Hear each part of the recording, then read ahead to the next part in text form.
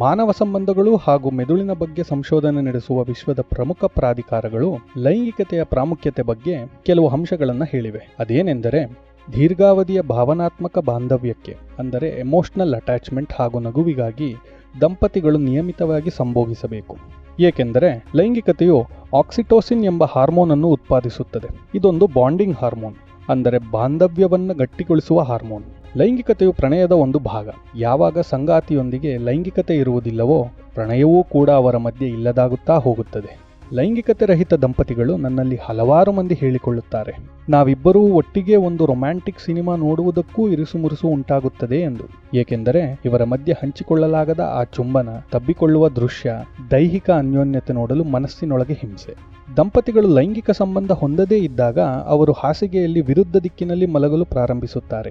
ರೂಮ್ಮೇಟ್ಗಳಂತೆ ವರ್ತಿಸುತ್ತಾರೆ. ಎಲ್ಲ ಕೆಲಸಗಳನ್ನು ಒಟ್ಟಿಗೆ ಮಾಡುತ್ತಾರೆ. ಆದರೆ ಪ್ರಣಯ ಮಾತ್ರ ಶೂನ್ಯವಾಗಿರುತ್ತದೆ.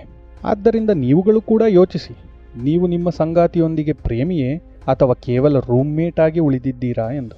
ನೀವು ನೋಡಿರಬಹುದು, ಅತ್ಯುತ್ತಮವಾಗಿ ಕಾಣುವ ಸಾಧಾರಣವಾದ ಒಬ್ಬ ಸುಂದರ ಮಹಿಳೆಯು ಒಬ್ಬ ಮಧ್ಯಮ ನೋಟ, ಸಾಮಾನ್ಯವಾಗಿ ಕಾಣುವ ಪುರುಷನೊಂದಿಗೆ ಪತ್ನಿಯಾಗಿ ಅಥವಾ ಗೆಳತಿಯಾಗಿ ತಿರುಗಾಡುತ್ತಿರುವ ಕ್ಷಣಗಳನ್ನು. ಅದನ್ನು ನೋಡಿ ನೀವು ಯೋಚಿಸಿರಬಹುದು, ಓ, ಆ ವ್ಯಕ್ತಿಯಲ್ಲಿ ಅವಳು ಆಕರ್ಷಿತಳಾಗಲು ಕಾರಣವೇನು, ಅವನಲ್ಲಿ ಅಂತಹ ಸೆಳೆತವೇನಿರಬಹುದೆಂದು. ಏಕೆಂದರೆ ಮಹಿಳೆಯರ ವಿಚಾರಕ್ಕೆ ಬಂದಾಗ ಕೇವಲ ನೋಟಕ್ಕೆ ಪ್ರಾಮುಖ್ಯತೆ ಇಲ್ಲ. ಸಂಬಂಧಗಳ ಸಮಸ್ಯೆಗಳನ್ನು ಪರಿಹರಿಸಲು ಲೈಂಗಿಕತೆಯು ಸಹಾಯ ಮಾಡುತ್ತದೆ.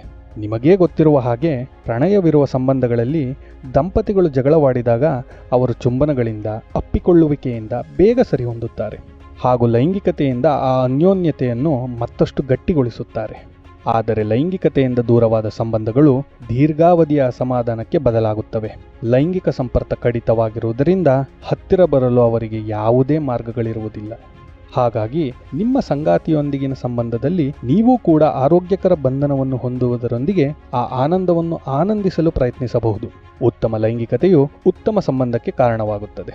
ಲೈಂಗಿಕತೆಯು ಕೇವಲ ಬಟ್ಟೆಗಳನ್ನು ಕಳಚುವುದರ ಬಗ್ಗೆ ಅಲ್ಲ. ಸಂಗಾತಿಗಳು ತಮ್ಮ ಪ್ರತಿಬಂಧ, ಅಹಂ ಹಾಗೂ ಎಲ್ಲ ಅಡೆತಡೆಗಳನ್ನು ಮೀರಿ ದೇಹಗಳು ಪರಸ್ಪರ ಕರಗಿ ಅಕ್ಷರಶಃ ಒಂದಾಗುವ ಅತ್ಯಂತ ಮನಮೋಹಕ, ಭೋಗಮಯ ಕ್ರಿಯೆಯಾಗಿದೆ.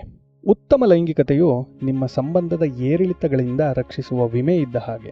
ನಿಮ್ಮ ಸಂಬಂಧವು ಕ್ಷಣಿಕ ತೊಂದರೆ ಅಥವಾ ಅಸ್ವಸ್ಥತೆಯ ಹಂತಗಳಲ್ಲಿ ಚಲಿಸಿದಾಗ ನಿಮ್ಮ ಸಂಗಾತಿಯೊಂದಿಗೆ ಆನಂದಿಸಿದ ಕ್ಷಣಗಳು ಸಹಾಯಕ್ಕೆ ಬರುತ್ತವೆ. ಆದ್ದರಿಂದ ನಿಮ್ಮ ಸಂಬಂಧ ಮತ್ತು ನಿಮ್ಮ ಮಲಗುವ ಕೋಣೆಗೆ ಹೆಚ್ಚಿನ ಲೈಂಗಿಕ ಆನಂದವನ್ನು ಸೇರಿಸಲು ಪ್ರಾರಂಭಿಸಿ. ಮುಂದಿನ ಸಂಚಿಕೆಯಲ್ಲಿ ಮತ್ತೆ ಭೇಟಿಯಾಗೋಣ. ಧನ್ಯವಾದಗಳು.